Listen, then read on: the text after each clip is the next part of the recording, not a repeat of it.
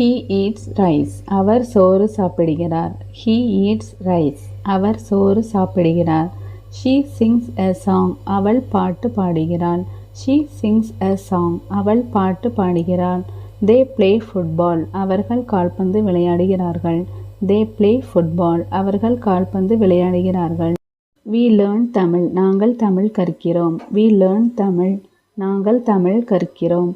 You write a letter. நீ ஒரு கடிதம் எழுதுகிறாய். You write a letter. நீ ஒரு கடிதம் எழுதுகிறாய். You read a book. நீங்கள் ஒரு புத்தகம் படிக்கிறீர்கள். You read a book.